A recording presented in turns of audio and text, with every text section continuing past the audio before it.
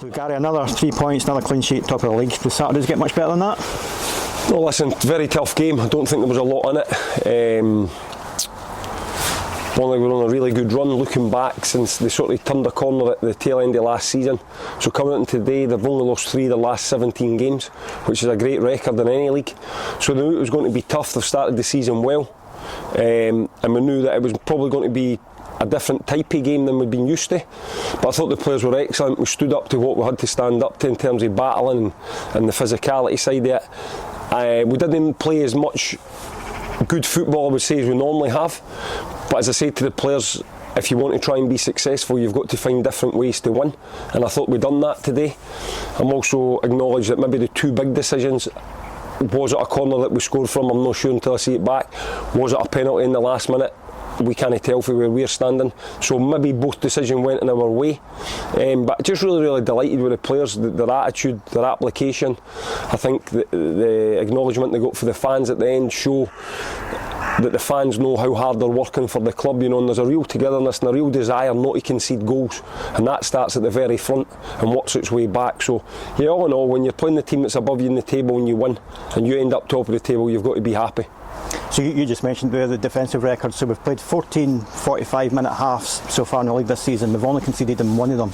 So how important is it to keep that foundation? No, of course, but as I say, the defenders and the holding midfielders will get the credit, and the goalkeeper obviously, but it starts at the front. If you watch how hard Adam, Ewan, Matty, Ross Taylor, Jordan actually work to try and stop teams getting on the ball, and that just filters through the rest of the team, it allows us to squeeze a little bit higher.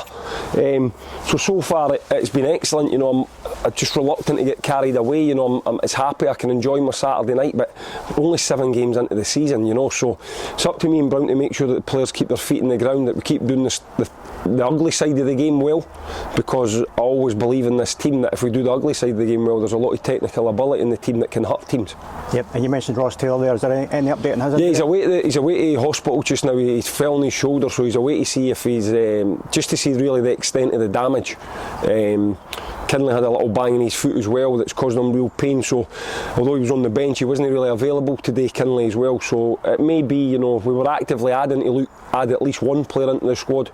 Depending on these 2 injuries, it may be that they need to try and add 2 in before the loan window closes. So that's what we'll get on to now, really. We'll focus on the injuries, trying to get some sort of reports on them, and then we'll try and find players that maybe that we can bring in that can actually strengthen the areas of the team that we're a little bit light in.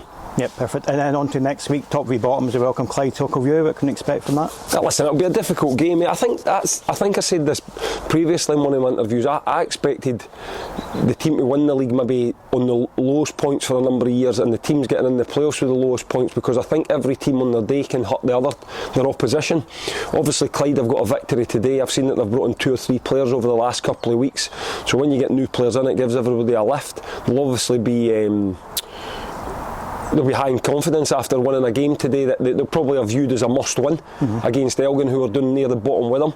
So they've won that, so they'll come into the game in high spirits, and we'll give them the respect they deserve. You know, watch their previous 2 and 3 games and stuff like that, and then feed things back to the players. But at this moment in time, I think it's more important that we focus on ourselves and how we can hurt Clyde, and that's what we'll try and do in training during the week, and hopefully go on and put on another decent level of performance next Saturday. Brilliant. Thanks so much, Gary. Cheers.